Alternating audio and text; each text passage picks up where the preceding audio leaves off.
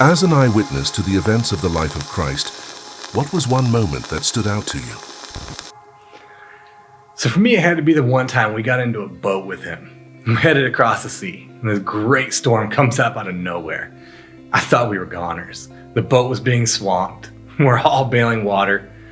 It would have been nice to have one more guy bailing. But where was Jesus? He's sleeping. We woke him up, and we were so scared. We're all yelling, "Save us, Lord! We're going down." You know what he said? "Why are you afraid? Are you kidding me?" Then he says, "Oh, you of little faith." Like he's talking to little kids. I couldn't believe it. Then he stands up, rebukes the wind and the sea. He talks to the storm and it listened. Everything calms down. Unbelievable. This actually scared some of the guys even more than the storm. I heard one of them say, "What sort of man is this, that even the winds and the sea obey him?" Not sure I can tell you what kind of man he is, but I tell you what, I'm going to be like that storm. I'm going to obey him from now on. How about you?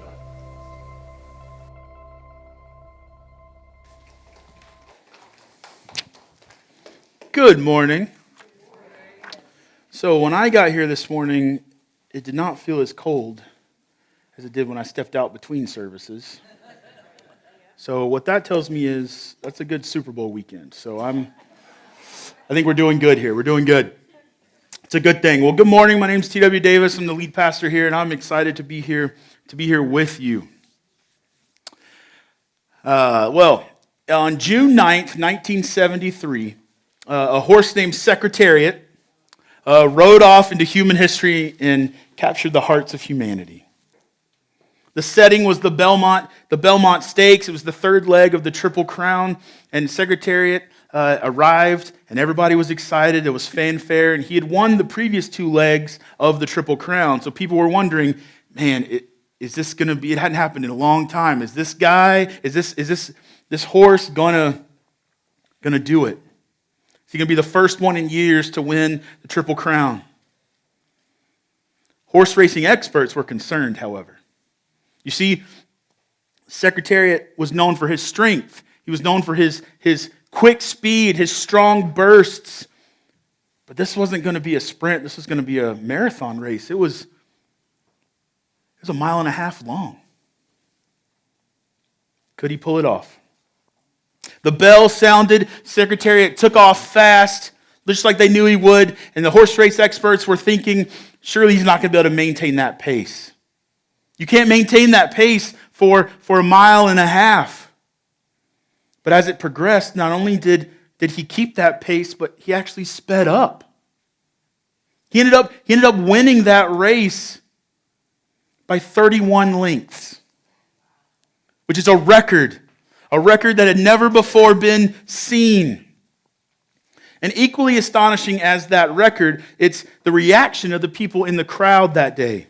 Several eyewitnesses said that when he was crossing the finish line, he was setting a historical pace. People could be seen in the stands weeping. So excited. Let me tell you something. God did not create Secretariat with his excellent gifts, his extraordinary gifts, extraordinary beauty, extraordinary abilities for us to worship the horse. Okay? He didn't create the horse for us to ooh and ah at the horse. He created Secretariat with all its gifts and with all its beauty and propelled him onto the world stage at the Belmont Stakes that we might look at his creation. Paul says it in Romans 1 that God uses creation as a means to worship the Creator. I've heard it said that in every generation that God does this. He gives an individual an extraordinary amount of ability or an extraordinary amount of giftedness, an extraordinary amount of beauty. He puts that individual on the world stage, not that we worship and gawk at the creation, but that we might worship him, the Creator. He didn't create Muhammad Ali for us to worship Muhammad Ali. He didn't create Michael Jordan for us to ooh and ah at Michael Jordan. He created these individuals so that we may be in awe of God, the Creator. And when he got into the boat, his disciples followed him, and behold, there arose a great storm on the sea, so that the boat was being swamped by the waves, but he was asleep. And they went and woke him, saying, "Save us, Lord, we're perishing." He said to them, "Why are you afraid, O you of little faith?" Then he rose and rebuked the winds and the sea, and there was a great calm. And the men marveled, saying, "What sort of man is this that even the wind and the sea obey him?" I need you to hear this morning. This part of Matthew, this passage in Matthew, is not ultimately given to us to say that God wants to calm the storms in our lives. That is not what this passage is for.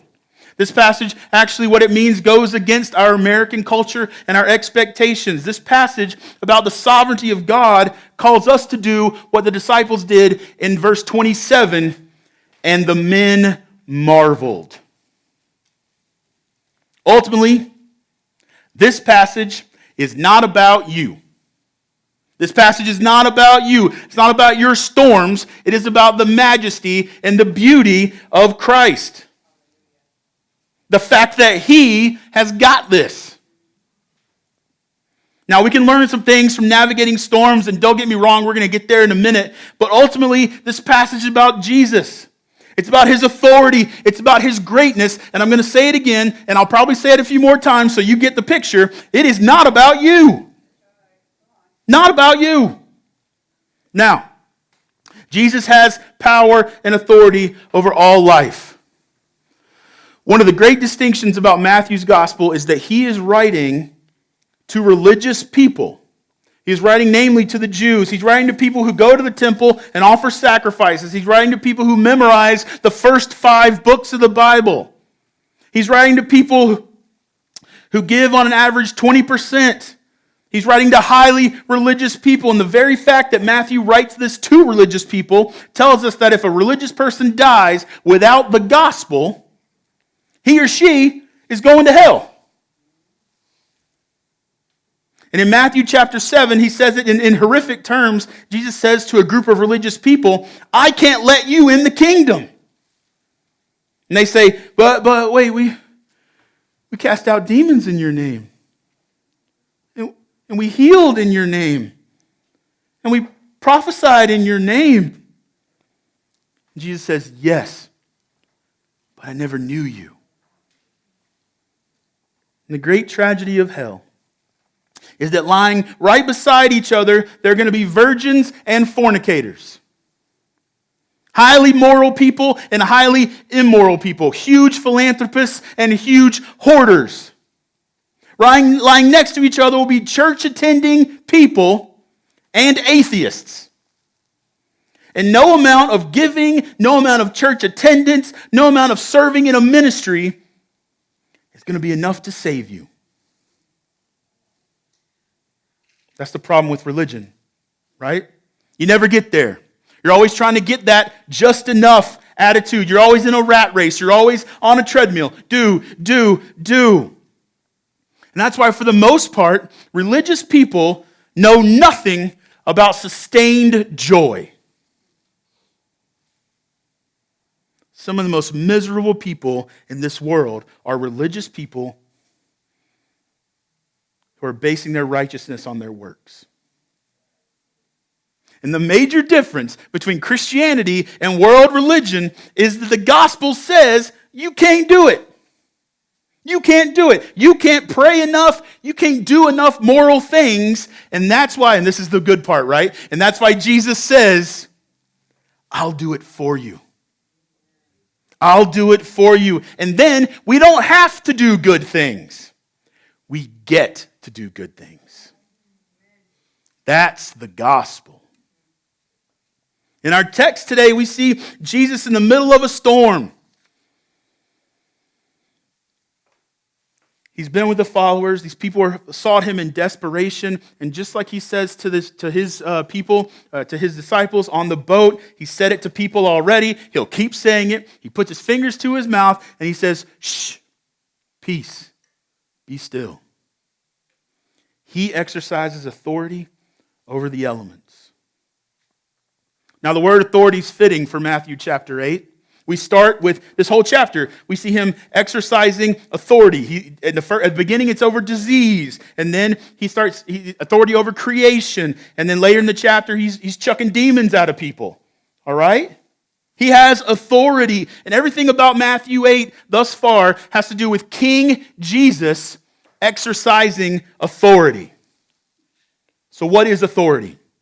Well, Matthew and all of the New Testament was written for the most part in Greek. And there are two words for authority in Greek. First one is the word exousia.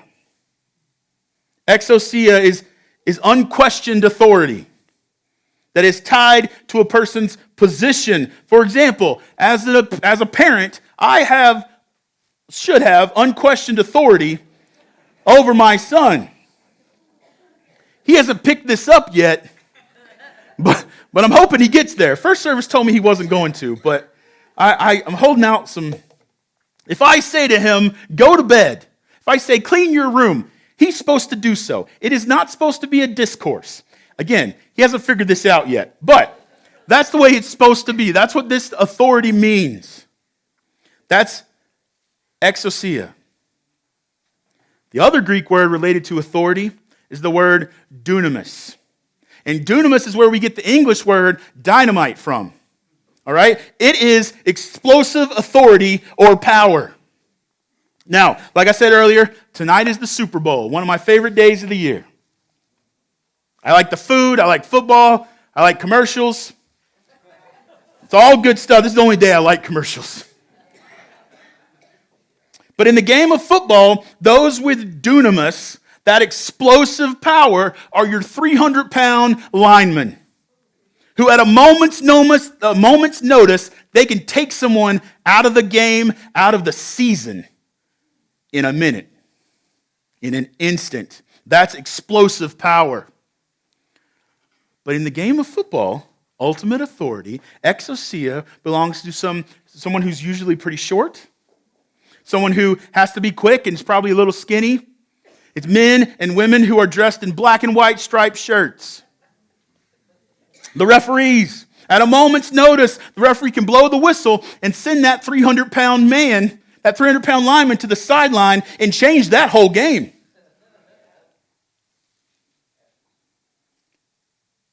And that's Jesus Christ.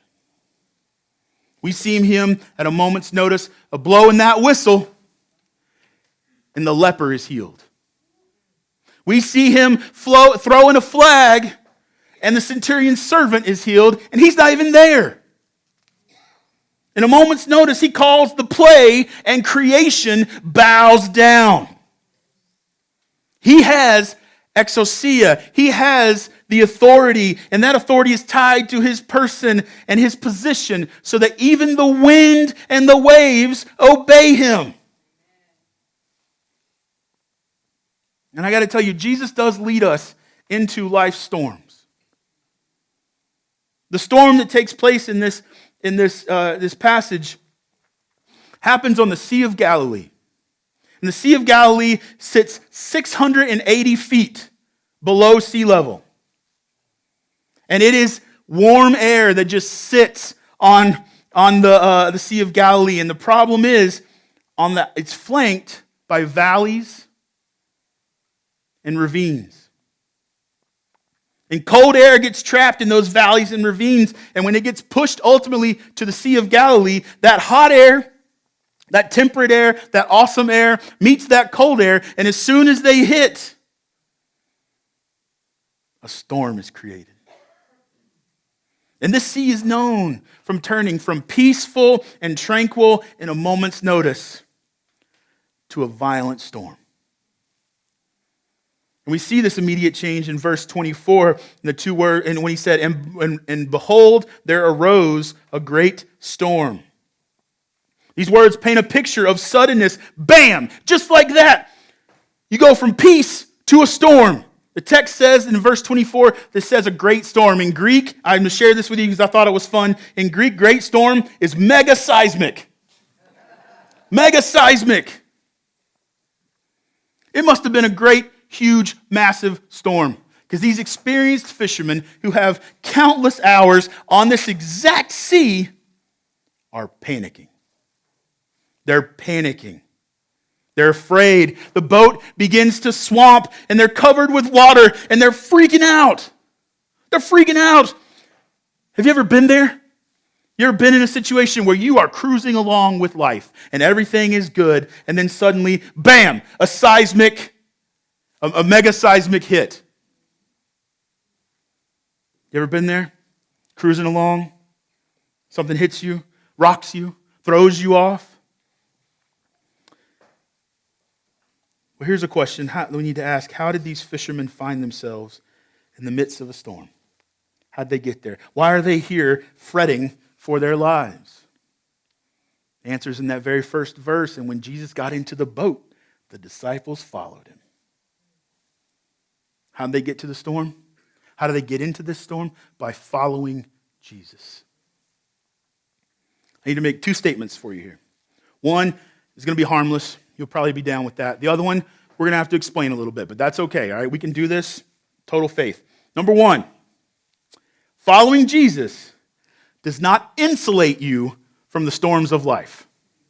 Following Jesus does not insulate you from the storms of life. It doesn't mean if you're a follower of Jesus, no bad things are going to happen. There's never going to be any troubles. There's never going to be any problems. That is not what it means. Most of us can get on board with that one.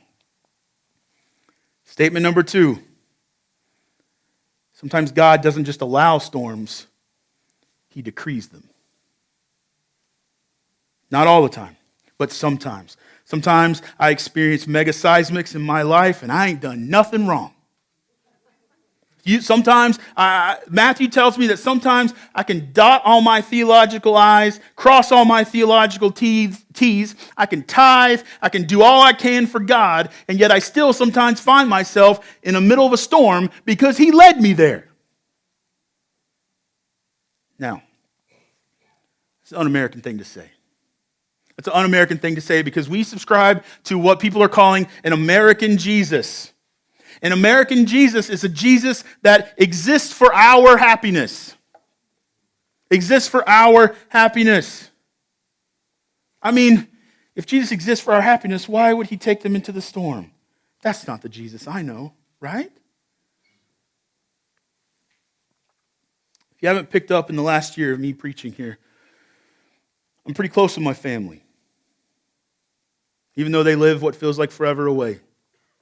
When I was growing up, my grandparents lived 2/10 of a mile from our house. And the only thing separating our property and my grandparents' property was the church I grew up in.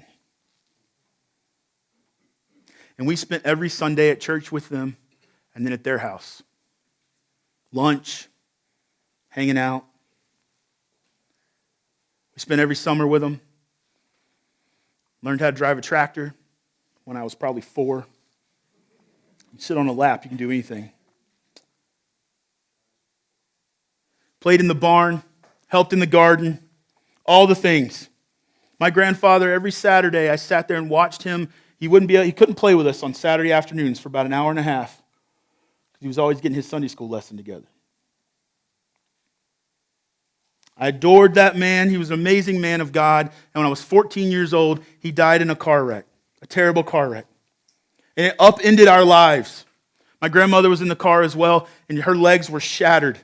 We had to move in for a year. I lived in my grandparents' house and didn't see my own room for a whole year because we had to take care of her. And the day that it happened, my mom and my dad are dealing with my grandmother's injuries. So I'm the oldest one at 14. So some neighbors drove me 4 hours to tell my aunt that her father was dead when I was 14. Now, this storm rocked me. It was tough. That seismic event rocked me to this day. But I got to tell you, recently I've seen that in a different light. I've seen that in a different light. I walked through that as a 14-year-old so that as a 40-year-old, I can be a chaplain for the police and fire department, to go tell people to go do death notifications. Now, I'm not saying it's easy, but I'm saying I'm a little more prepared. And I have the experience and the knowledge on both sides of this. And God was with me when I was 14, and God is with me now. But I don't want to just look at my life to show you an example. Go to Psalm 23. We love that psalm, don't we? I mean, even if you're here today and you don't know Jesus, you probably know the 23rd Psalm, or at least have heard it. It's poetic language. It's beautiful. The Lord is my shepherd. I shall not want.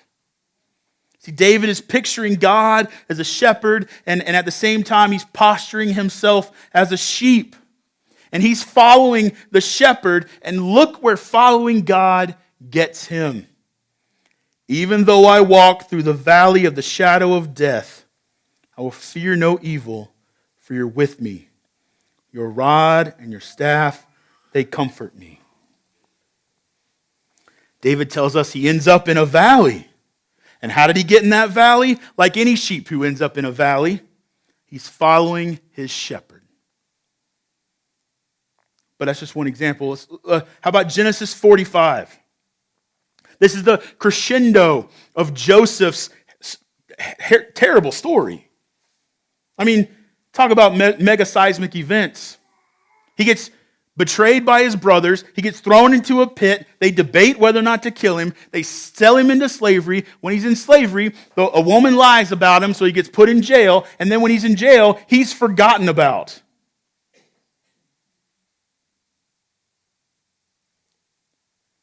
And then the crescendo of the story. He stands in front of his brothers and he says this: I am your brother Joseph, whom you sold into Egypt.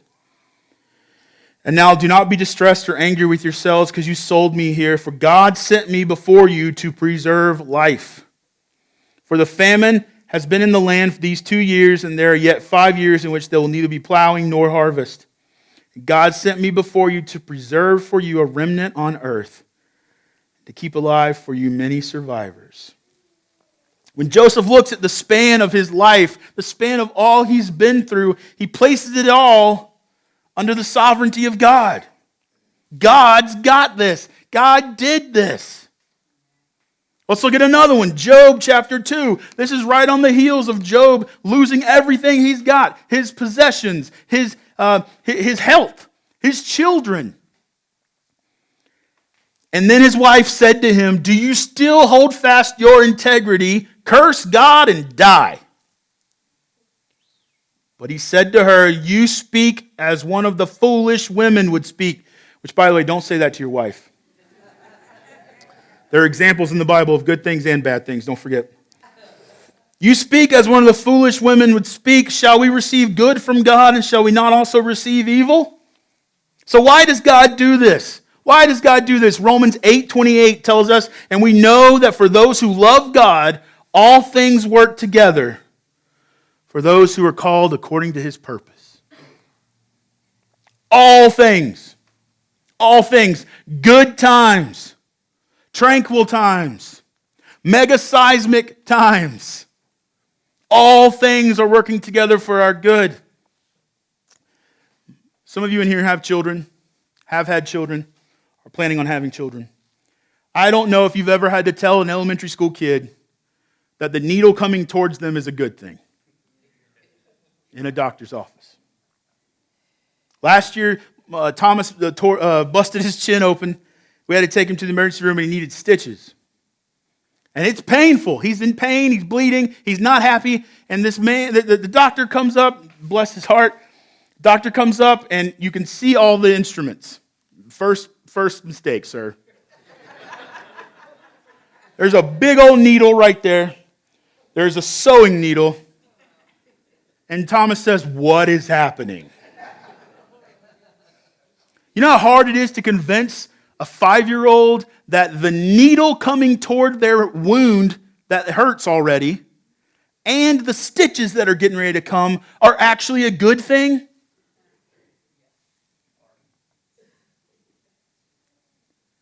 All he saw was more pain on the horizon, and he was terrified. And that's the thing. Out of nowhere, sometimes we get hit with these mega seismic events, but Jesus is there to say, I got this. I got this. I also want to let you know that Jesus walks with us through life's storms. You might be asking, how do we navigate these storms? Well, what does the passage say? The passage says, here are the fishermen, and they're freaking out because the boat is being swamped by water, and Jesus is asleep. My answer to the question, how do you navigate tough times? You look to Jesus. Is he sleeping? I love to travel. And the truth about traveling on an airplane is you are bound at 35,000 feet, you are bound to get hit by some amount of turbulence. That plane is going to shake. But you don't freak out. You look at the flight attendants. If the flight attendants are still passing out snacks and being all nice and picking up trash and all the things they do when we're hitting turbulence, everything's fine. I'll go back to my movie, listen to my music, whatever. If they get a panicked look on their face, they strap themselves in, you better believe I'm upset. And I'm praying. See, they are the experts. And their demeanor has a profound effect on mine. So likewise, this text is saying, if Jesus is asleep, you can rest.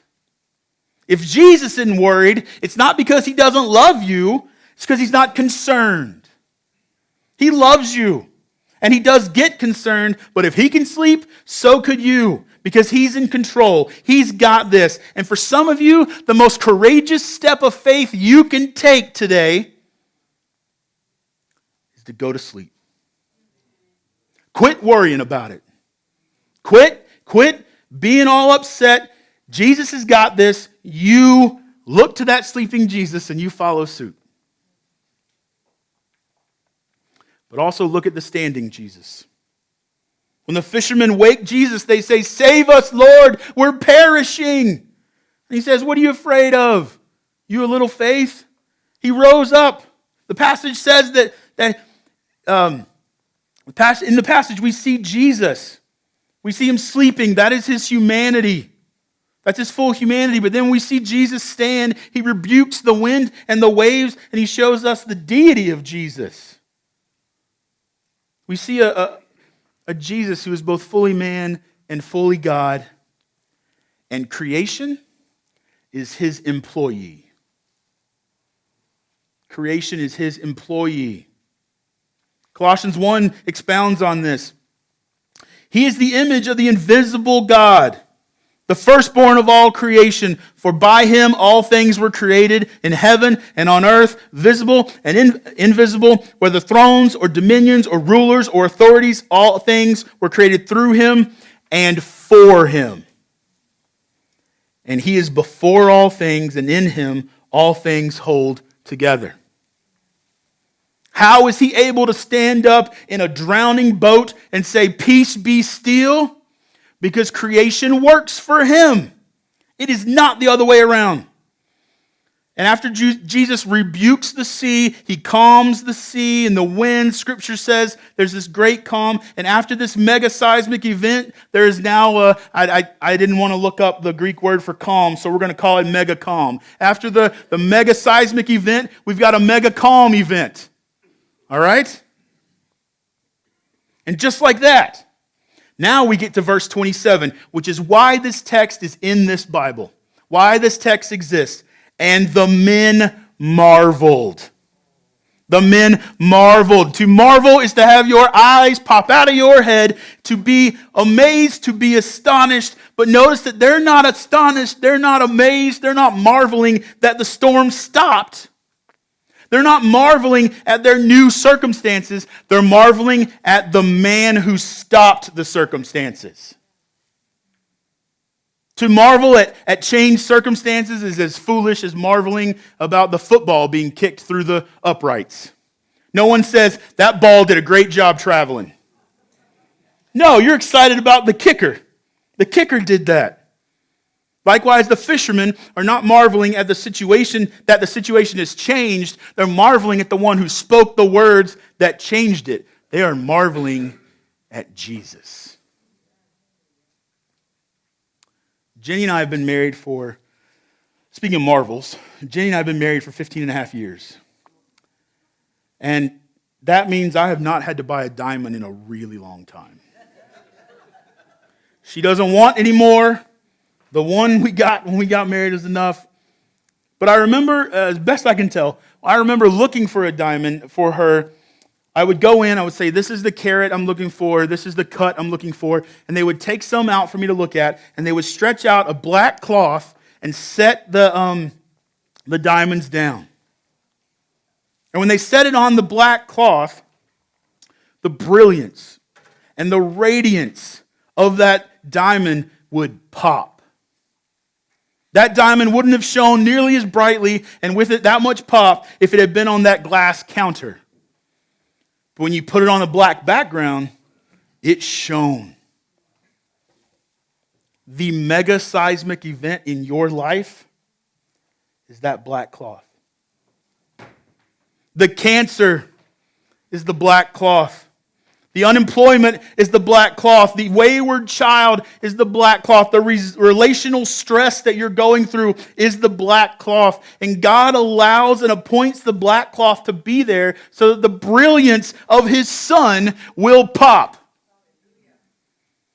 When people see you going through the storm, when people see you get through the storm, get through that health scare, they will marvel at your deliverance. But not because you made it, but because Jesus got you there. Jesus got you there. For He alone is worthy. He alone is our Father. He alone is good.